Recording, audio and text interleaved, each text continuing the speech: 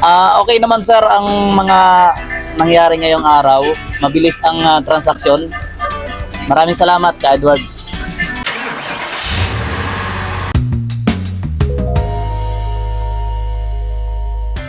Magandang araw sa inyo mga kamitsu. Ngayon nga ay may walk-in client tayo galing pang Montalban, Rizal.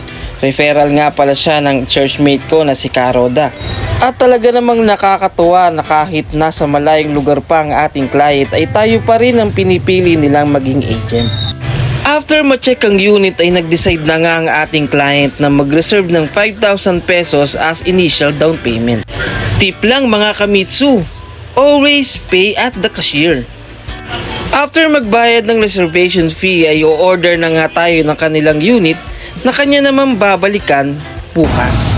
So ayun guys, i-release natin ngayon. Tapos sa Monday pa siya, kaya lang nagpumilit yung client na ngayon na i-release. So ayun, wala pang tin, mamaya papatin natin. At eto't naabutan ko pa nga tinitita na ating unit. Tip lang mga kamitsu, huwag nyo po munang ibababa ng 2 to 3 days ang inyong window para lumapat ang kanyang tint.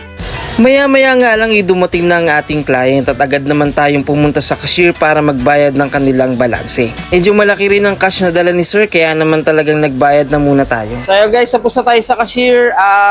Check natin yung unit. Natinda rin siya, so baka kina-car wash na. No? After ma-car wash, ibababa na lang tapos ito turn over natin sa client yung kanyang brand new L300 2024 model. Tapos hihingan na rin natin siya ng konting feedback. Okay.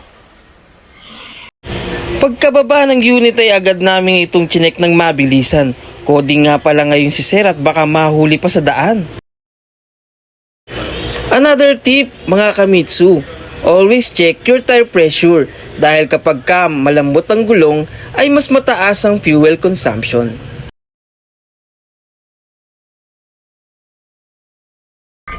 Okay naman sir ang mga nangyari ngayong araw.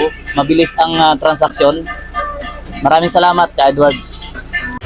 Napakasarap sa pakiramdam na maging parte ng inyong achievement. Maraming salamat po ka Noriel from Montalban, Rizal for availing L300 sa aming dealer. For more videos, please like and subscribe!